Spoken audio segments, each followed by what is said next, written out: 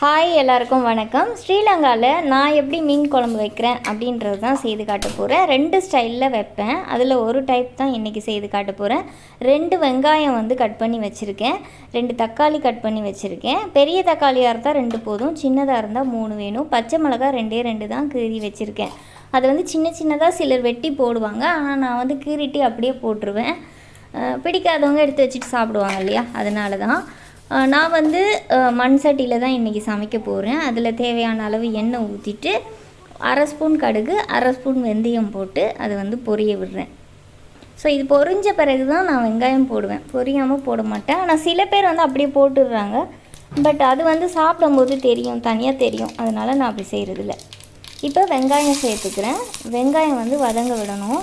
இந்த வெங்காயம் வதங்கிறதுக்கு தேவையான அளவு உப்பு போட்டு நம்ம வந்து வதக்கலாம். நிறைய உப்பு இப்போயே போட்டுறக்கூடாது, லைட்டாக போட்டால் போதும்.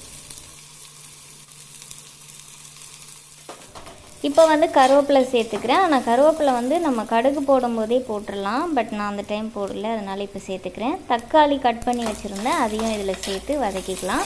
இந்த டைமில் நம்ம பூண்டு வேணும்னாலும் போடலாம், பட் பூண்டு வந்து நான் நிறைய குழம்பு வைக்க போகிறேன். நெக்ஸ்ட் டைம் மிச்சம் இருந்துச்சுன்னா நம்ம சாப்பிடும்போது பூண்டு போட்டால் அந்த ஃப்ளேவர் எல்லாமே மாறிடும் நெக்ஸ்ட் டேக்கு.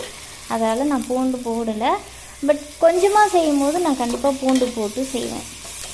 இப்போ இந்த தக்காளி வந்து நல்லா கொஞ்சம் கரைஞ்சி வர அளவுக்கு வதக்கணும். ஏன்னா நம்ம அப்படியே பச்சையாக தக்காளியை விட்டோம்னா அது வேறு டேஸ்ட்டில் இருக்கும், வதங்கினா வேறு டேஸ்ட்டில் இருக்கும், அவ்வளோதான் டிஃப்ரெண்ட்டு. நான் வந்து டைமுக்கு ஏற்ற மாதிரி சமைப்பேன். சில நேரம் வந்து எனக்கு வதக்கி பொறுமையாக செய்ய டைம் இருக்காது, 2 கிண்டிட்டு செய்திருவேன்.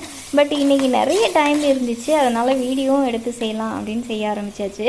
மிளகாத்தூள் வந்து 4 ஸ்பூன் போடுறேன். இது நார்மலாக ஒரு சின்ன சைஸ் ஸ்பூன் தான், வீட்டில் அரைக்கிற மிளகாத்தூள் தான். இது வந்து 5 ஸ்பூன் கூட போடலாம், ஏன்னா தேங்காய் பாலும் விடுறதுனால காரமாக இருக்காது.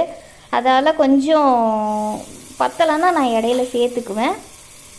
புளி வந்து நல்லா ஒரு பெரிய லெமன் சைஸுக்கு நான் வந்து ஊற போட்டு நல்லா அதை வந்து கரைச்சி வச்சுருந்தேன். அந்த புளியை இதில் விட்டுட்டு 2 கிளாஸ் தண்ணியும் ஊற்றிக்கிறேன்.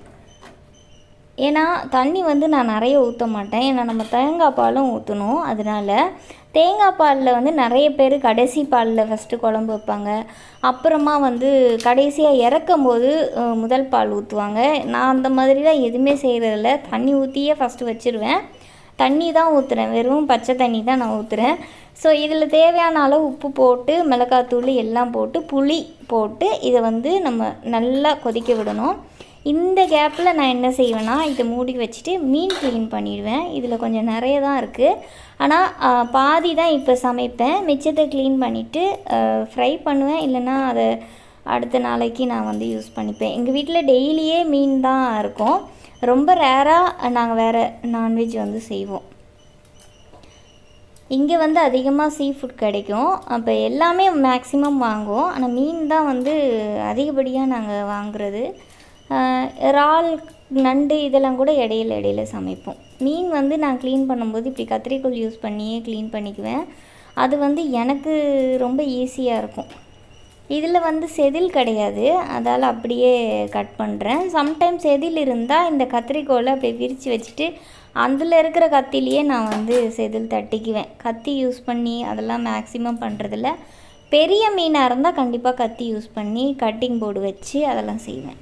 இப்போ இதில் இருக்கிற குடலெல்லாம் எடுத்து நல்லா க்ளீன் பண்ணி வாஷ் பண்ணிவிட்டு மஞ்சளும் உப்பு போட்டு பரட்டி வச்சுருக்கேன். இதை இந்த குழம்பு நல்லா கொதிச்சு வந்துருச்சு பார்த்திங்களா, அதில் அப்படியே போடுறேன். இன்னுமே பால் ஊற்றலை.